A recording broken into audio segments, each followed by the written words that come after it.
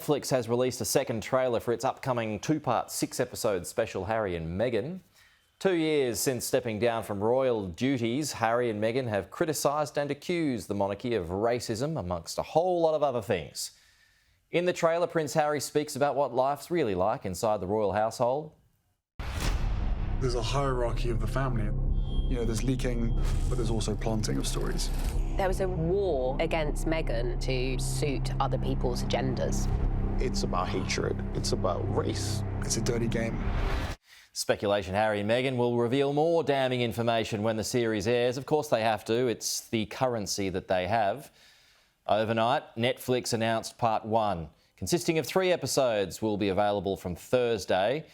Joining us live now, CNN reporter Max Foster. Max, good morning. Thank you so much for your time today. So in the UK, how's this being received so far?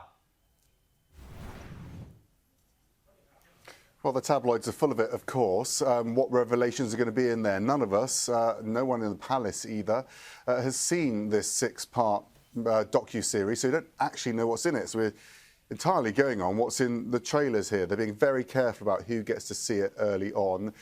And it's not for the wider press, frankly. It is just going to be released, as we understand it, on Thursday morning. And we understand, you know, he's going to be talking about press intrusion again from that trailer.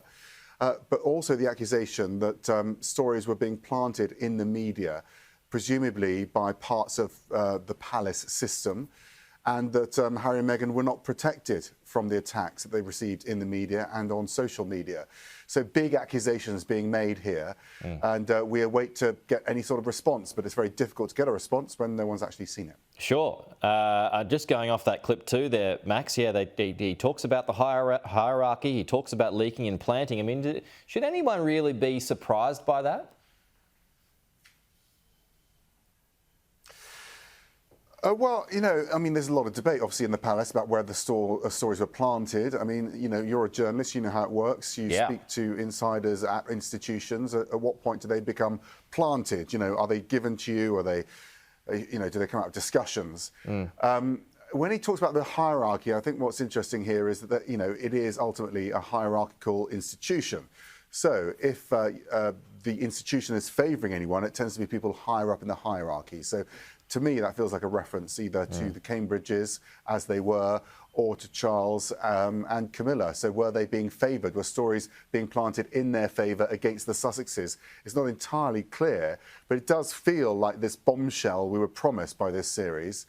And of course, we've got the book coming up as well, Harry's book coming up in January. So I think it's pretty nerve-wracking times to the palace now. We'll have to wait to see how they respond because, of course, the Queen isn't there anymore. The whole institution has changed shape. We don't know how they'll respond.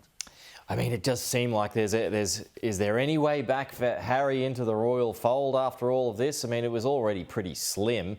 But yeah, you point to the doco, you rightly point to the book that's coming out soon. I mean, Piers Morgan said the other day that this all represents an existential threat to the royal family. I mean, it certainly would appear that divisions are only going to get wider, right? I mean, it does feel like that. Of course, around the funeral, we saw Harry and William and Meghan and Kate all coming together. I think, you know, at the time I was told that was for the Queen and, you know, bringing the country together at a very difficult time, you know, in that name of unity. Looking back, I think that was pretty much all it was. The two couples aren't really speaking. They weren't speaking at the time. And it's only going to get worse because of this, because it's that distrust between the two sides. And Harry's got all these issues he wants to get out. But, you know, I'm sure William and Charles have got massive differences in his interpretation.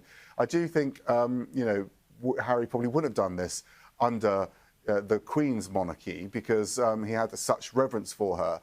In this situation, he may be willing to go further in these documentaries and books. We don't really know, but there's clearly a huge amount of tension still between Harry and Meghan and the rest of the family.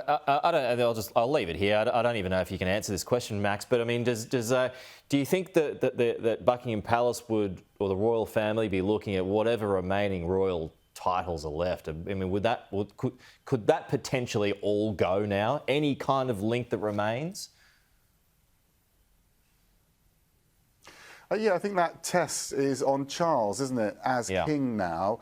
Obviously, the Queen, the late Queen, took away the HRH. They weren't allowed to use that, His and Her Royal Highness. They do still hold those titles, but the King could strip them of that title altogether, and indeed those titles of the Sussexes as well.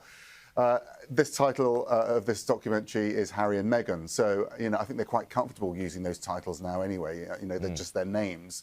But it would be interesting to see if Charles thinks they've gone too far this time and takes those titles away from them. Sure will. I mean, perhaps there'll be a plant of some description after it all. But Max Foster, always good to chat to you. We'll talk to you again soon.